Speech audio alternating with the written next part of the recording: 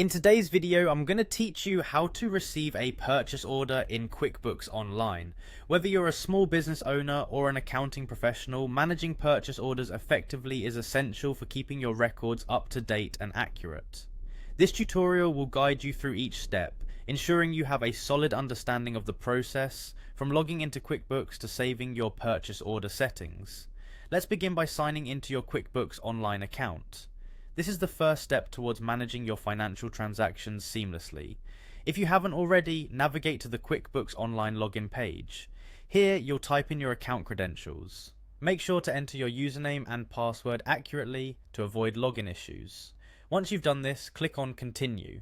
This action will take you to your QuickBooks Online dashboard, where you can access all the tools you need for your accounting tasks. Now that you're logged in, direct your attention to the top right corner of the screen. There you'll find the settings icon. This usually appears as a gear icon.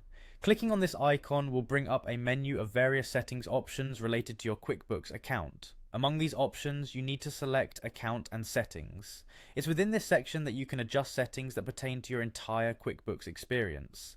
In Account and Settings, you'll see several tabs on the left-hand side. Look for the tab labeled Expenses. Clicking on this tab will provide you with several options related to how you manage your expenses in QuickBooks. One of these options pertains directly to purchase orders, a vital component for managing incoming orders and maintaining organized records. Within the Expenses section, locate and click on Purchase Orders. It's crucial to pay attention here, as this will lead you to the setting we need to adjust to handle your purchase orders properly. Once you click it, you'll see a switch or toggle labelled Purchase Orders. Ensure this toggle is switched to On. This action activates the purchase order functionality, allowing you to create and manage purchase orders effortlessly within your QuickBooks account.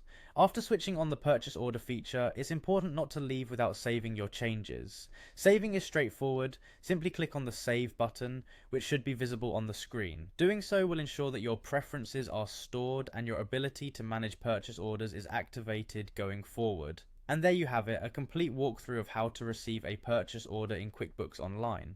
By following these steps, you ensure that your purchase orders are set up correctly, allowing you to maintain accurate and efficient records. Thank you for watching, and I hope this guide has been helpful in enhancing your QuickBooks Online experience. If you have any questions or need further clarification, feel free to revisit this tutorial at any time.